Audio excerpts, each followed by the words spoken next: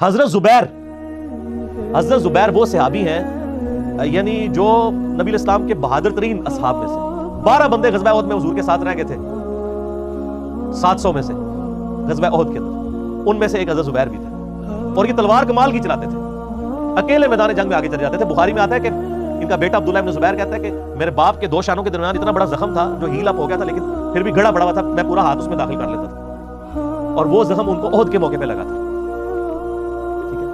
اور پھر جنگ، اسی حدیث میں بخاری کے آتا ہے کہ جنگ یرموک کے موقع پر لوگ یعنی لیڈر کے اوپر چل رہے ہوتے ہیں، تو حضرت زبیر بھی ایک اسکواڈ کو لیڈ کر رہے تھے، تو لوگوں نے کہا حضرت آپ آگے جائیں، انہوں نے کہا جب میں آگے جاؤں گا تو میرے ساتھ کوئی نہیں آگے جا سکتا۔ وہ اکیلے گھوڑے کو انہوں نے جو ہے وہ ایڑی لگائی اور رومن امپائر کی یعنی فوج کے اندر گھس گئے، اور کوئی بھی ان سے لڑنے کے لیے تیار نہیں ہوتا تھا، اتنی بہادری تھی ان کی، لیکن جنگ جمل میں حضرت علی کے مقابلے پہ آ گئے۔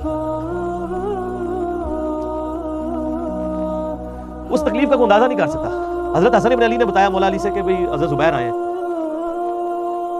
تو حضرت علی نے کہا کہ رکو میں خود چاہتا ہوں۔ گئے، کہا زبیر یاد ہے وہ دن جب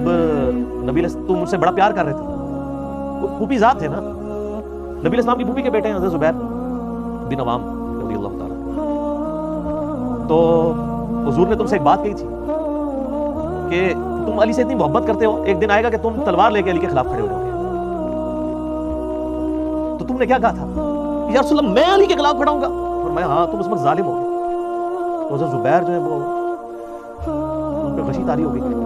گھوڑے کو یعنی وہ حضرت علی کا اپنے سامنا نہیں کر سکے، میدان جنگ سے واپس چلے گئے۔ تو